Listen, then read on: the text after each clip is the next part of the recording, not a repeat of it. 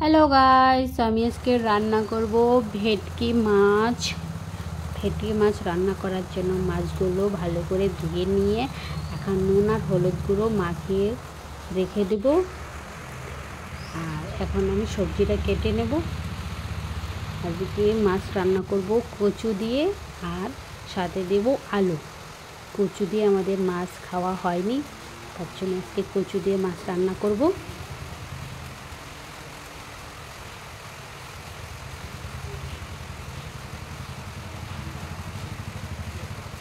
একদম chicken chicken করে কেটে নিচ্ছি। এই দেখো কত সুন্দর করে কেটে নিয়েছি। এখন মাছগুলো ভেজে নিচ্ছি।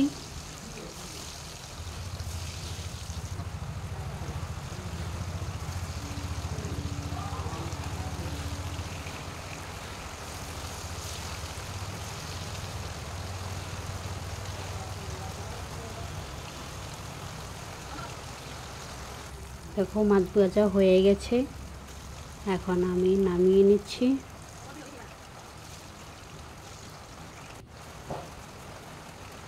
আরও ছিল, ওইগুলোও ভেজে নিয়েছি। আর এখন আছে মাছের মাথাটাও ভেজে নেব।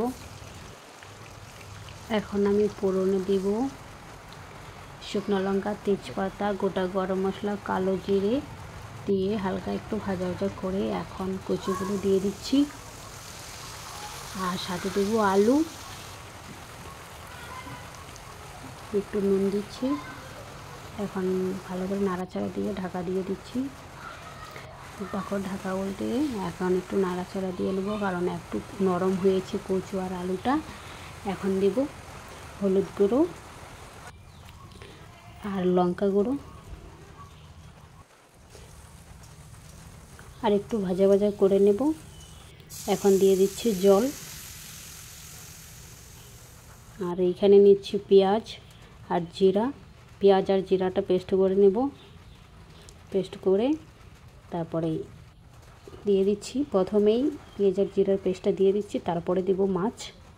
এখন মাছটা দিয়ে দিচ্ছি, কারণ প্রথমে জিরার পেঁয়াজের পেস্টটা দিয়েছি, কারণ মানে পরে দিলে তো মাছগুলো ভেঙে যেত না, তার জন্য একটু আগে দিয়ে দিয়েছি।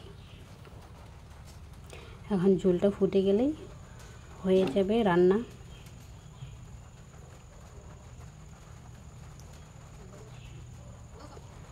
রান্না হয়ে গেছে, আমি নামিয়ে নিয়েছি। এখন তোমাদেরকে দেখাচ্ছি। দেখো কালারটা কত সুন্দর হয়েছে। আর আজকে আমার ভিডিও এখানে শেষ দিচ্ছি।